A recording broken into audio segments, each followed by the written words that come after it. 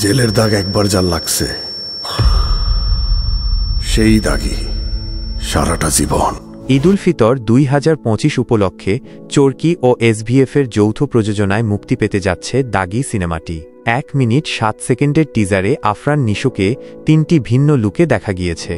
প্রথমেই চোখে পড়ে আফরান নিশোর উপস্থিতি। টিজারের শুরুতেই নিশোকে একটা অন্ধকার ঘরে চিন্তিত অবস্থায় দেখা যায়। তার চেহারায় একটা চাপা উদ্বেগ। এই দৃশ্যটা দেখেই একটা সাসপেন্স তৈরি হয়, মনে হয় যেন কিছু একটা ঘটতে চলেছে। এর পরের দৃশ্যেই আমরা দেখি নিশো একটা জেলের সেলে বন্দি মারধর খাচ্ছেন।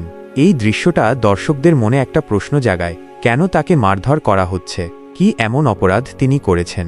টিজারের সবচেয়ে আকর্ষণীয় দিক হল নিশোর 3টি ভিন্ন লুক: অন্ধকার ঘরের চিন্তিত মানুষ, জেলের সেলের মার খাওয়া বন্দি, আর সবশেষে দামি স্যুট পরা বিজয়ী মানুষ।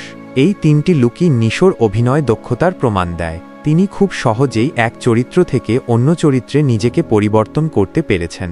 টিজারের সিনেমাটোগ্রাফি খুব ভালো। অন্ধকার ঘরের দৃশ্যগুলো যেমন রহস্যময়, তেমনি জেলের সেলের দৃশ্যগুলোও বাস্তবসম্মত। ব্যাকগ্রাউন্ড মিউজিকও টিজারের সাথে খুব ভালোভাবে মিশে গেছে। এটি টিজারের উত্তেজনা আরও বাড়িয়ে তোলে। টিজারে তমা মির্জা এবং সুনেরা বিনতে কামালের উপস্থিতি খুব কম হলেও তাদের ঝলক দর্শকদের মনে আগ্রহ তৈরি করেছে। পরিচালক শিহাব শাহিন টিজারে গল্পের একটা আভাস দিয়েছেন। টিজার দেখে বোঝা যাচ্ছে সিনেমাটি একটা থ্রিলার ঘরানার। সিনেমায় রহস্য, উত্তেজনা এবং নাটকীয়তা থাকবে।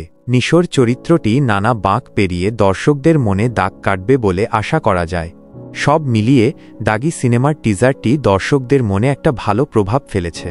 নিশোর অসাধারণ অভিনয়, সিনেমাটোগ্রাফি এবং ব্যাকগ্রাউন্ড মিউজিক টিজারটিকে আরও আকর্ষণীয় করে তুলেছে।